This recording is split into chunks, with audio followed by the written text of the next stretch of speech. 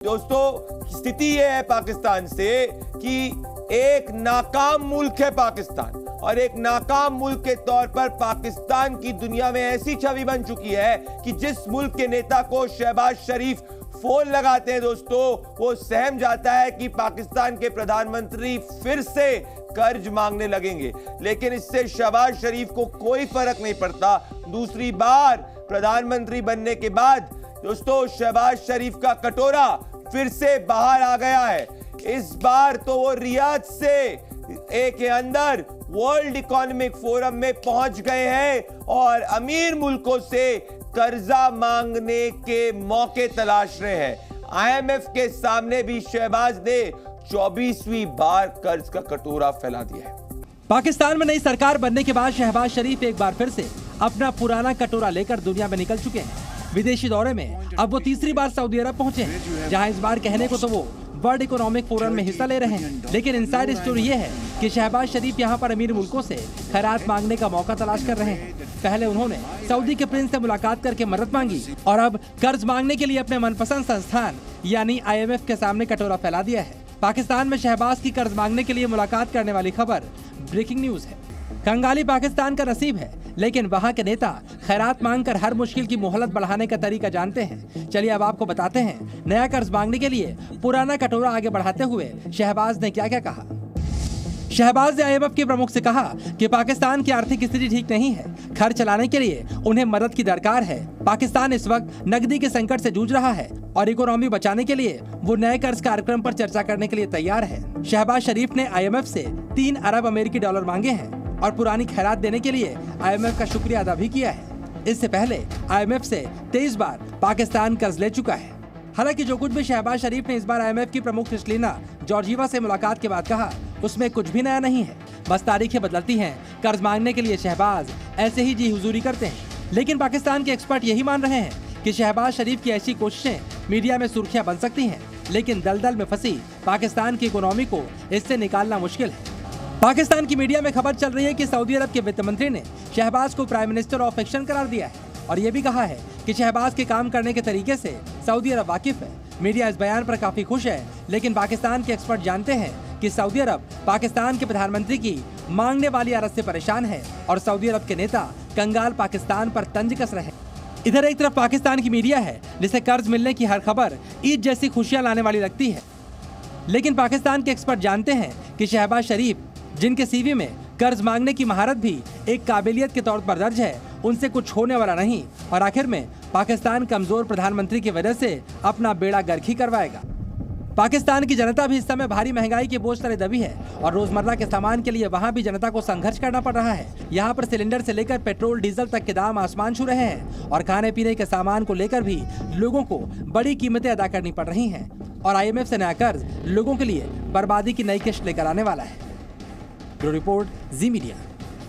तो आपका election professor शुरुआत में आपको पाकिस्तान की बात इसीलिए बताता है जिससे आपको पता चले कि हमारे देश हिंदुस्तान के अंदर स्थिति कितनी बेहतर है। दोस्तों अब बात करेंगे चुनावों की। देश के प्रधानमंत्री दोस्तों ने ये कह दिया है, प्रधानमंत्री नरेंद्र मोदी पिछले कुछ दिनों से ओबीसी में मुसलमानों को आरक्षण देने के कांग्रेस के मंशे पर दोस्तों बड़ा हमला कर रहे हैं। क्या कहा है प्रधानमंत्री नरेंद्र मोदी ने?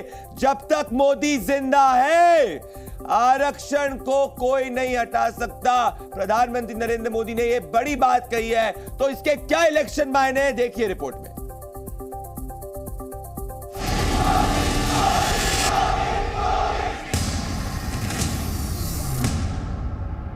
कान खोल के सुन लो, मोदी भी जिंदा है।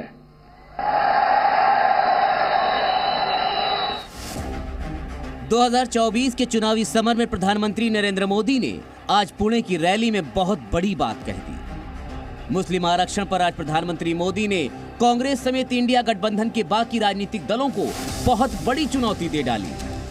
कहा, जब तक मोदी जिंदा है धर्म के आधार पर आरक्षण नहीं होने देंगे। ये कान खोल करके सुन लो साहजादे, ये जब तक मोदी जिंदा है धर्म के आधार पर आरक्षण नहीं होने देगा।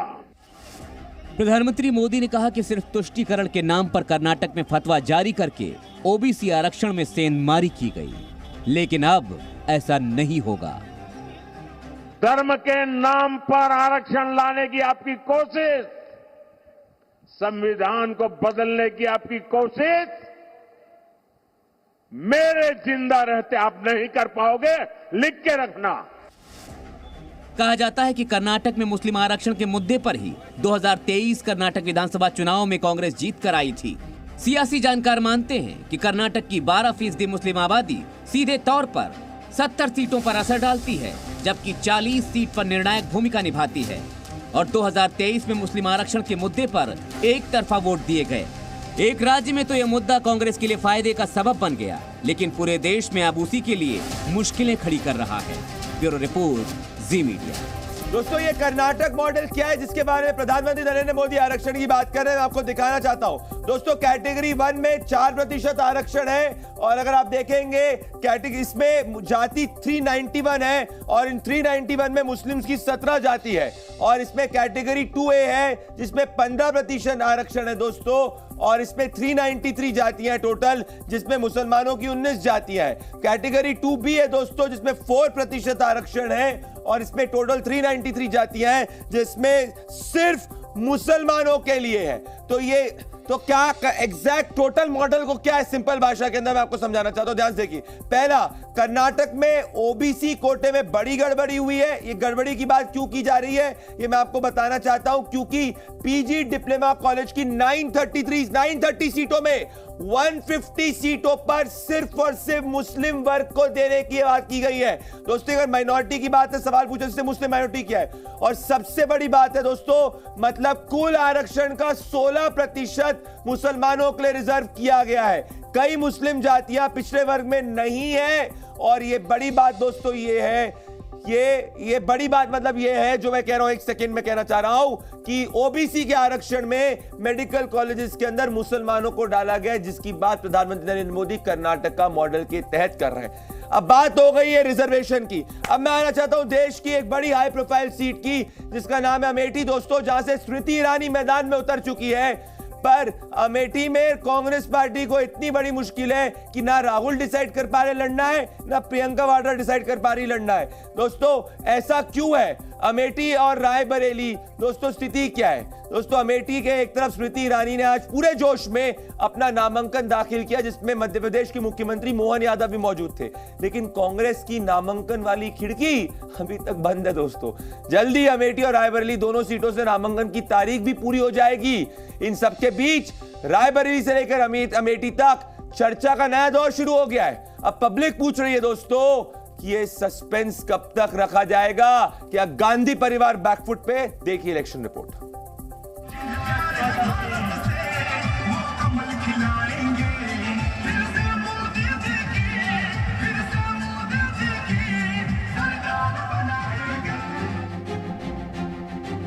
अमेठी का बीजेपी खेमा हर्ष में झूम रहा है। स्मृति ईरानी ने आज तीसरी बार अमेठी से नामांकन दाखिल कर दिया, तो दूसरी तरफ कांग्रेस का खेमा सस्पेंस से जूझ रहा है। खबर यह भी आई कि राहुल गांधी अमेठी के बजाय रायबरेली से चुनाव लड़ सकते हैं, और रायबरेली जीतने पर वो वायनाड सीट प्रियंका गांधी के लिए छोड़ सकते हैं। ऐसे में सवाल फिर जस का तस है कि आखिर अमेठी से फिर कौन लड़ेगा? ये वो अमेठी है जिसने 15 साल एक लापता सांसद के चलते खाद की लाइन में खड़े किसानों की छातियों पर, पीठ पर लाठी पड़ते देखा इंडिया अलायंस का। मुझे लगता है उन्होंने 4-5 कॉन्स्टिट्यूएंसी से लड़ना चाहिए, कोई शायद तुक्के में एक आध आ जाए। कांग्रेस का खेमा भले ही अपने नेता के नामांकन का अभी भी इंतजार कर रहा है, लेकिन स्मृति ईरानी के रोड शो में पार्टी के दूसरे बड़े नेताओं के साथ साथ मध्य प्रदेश के मुख्यमंत्री मोहन यादव भी शामिल रहे। स्मृति ईरानी जी हमारी जबरदस्त प्रत्याशी है। अब कांग्रेस किसको जबरदस्ती लाती मेरे को नहीं मालूम। अब सवाल ये उठता है कि आखिर मध्य प्रदेश के सीएम मोहन यादव स्मृति ईरानी के नामांकन में क्यों आए? तो इसका जवाब खुद सीएम मोहन यादव ने ही दे दिया। मालूम पड़ा है बड़ी संख्या में यदवंशी भी रहते हैं। मैं सभी यदवंशियों से कहना चाहता हूँ, आप सब भाग्यशाली हो। 5000 साल पहले भी भगवान कृष्ण ने धर्म के लिए पूरा जीवन कुर्बान किया था। पूरे जीवन में सदैव धर्म की लड़ाई लड़ी। दोस्तों, अमेठी रायबरेली में कांग्रेस पार्टी इतनी घबराई हुई क्यों है, इसके पीछे का वोट शेयर गणित समझिए। दोनों के अंदर दोस्तों कांग्रेस पार्टी का ग्राफ लगातार गिरता गया है। जहां अमेठी के अंदर 72% वोट शेयर वाली कांग्रेस पार्टी 44% पे 2019 के अंदर आ गई थी और यहां से बीजेपी जीती थी। वहीं रायबरेली के अंदर दोस्तों स्थिति यह है, मैं रायबरेली के अंदर मूव करना चाहता हूं कि ये मैं इस वक्त कहना चाहता हूं कि रायबरेली के अंदर 72% से घट के 2009 में 44% पे कांग्रेस पार्टी आ गई थी। वहीं अमेठी के बाद में रायबरेली के अंदर दोस्तों कांग्रेस पार्टी 70% से ज्यादा से घट के 2009 के अंदर 56% पे आ गई थी। मतलब दोनों सीटों में यह स्थिति रही है कि कांग्रेस पार्टी का ग्राफ अमेठी हुआ या रायबरेली वो सिर्फ गिरता ही गया है, इसीलिए गांधी परिवार घबरा रहा है। अब मेरा इलेक्शन प्रोफेसर, आपके इलेक्शन प्रोफेसर का एनालिसिस क्या है? मेरा प्रदीप भंडारी का एनालिसिस जो आप इस वक्त साफ देख रहे हैं दोस्तों, एनालिसिस यही है कि अमेठी रायबरेली में देरी करके कांग्रेस पार्टी ये मैसेज दे रही है कि वो चुनाव मैदान में उतरने से उसके शीर्ष नेतृत्व डर रहा है। दूसरी बड़ी बात है, अपने ही गढ़ को कांग्रेस इसमें आत्मविश्वास नहीं रख रही है, अपना गढ़ नहीं मानती है। और क्या कांग्रेस पार्टी ये मान चुकी है कि उत्तर प्रदेश के अंदर नरेंद्र मोदी जी की लहर है, इसीलिए अभी तक गांधी परिवार के किसी भी व्यक्ति को मैदान में नहीं उतारा जा रहा है। दोस्तों, जाते जाते होमवर्क तो आपका इलेक्शन प्रोफेसर देते जाएगा जो आपके टेलीविजन स्क्रीन पे है। आपको मुझे बताना है अमेठी से राहुल गांधी कितनी बार सांसद रह चुके हैं। इस सवाल का जवाब #24 की सरकार या व्हाट्सएप नंबर 8588058111 पे जरूर भेजिएगा। मैं आपका इलेक्शन प्रोफेसर हर रात 10 बजे आपका इंतजार करता हूं। पाकिस्तान की बात जरूर बताता हूं जिससे आपको पता रहे किस बदहाली में हमारा पड़ोसी, और फिर आपको छोटा सा इलेक्शन एनालिसिस हर दिन करता हूं। मेरे साथ जुड़ने के लिए बहुत बहुत धन्यवाद। नमस्कार।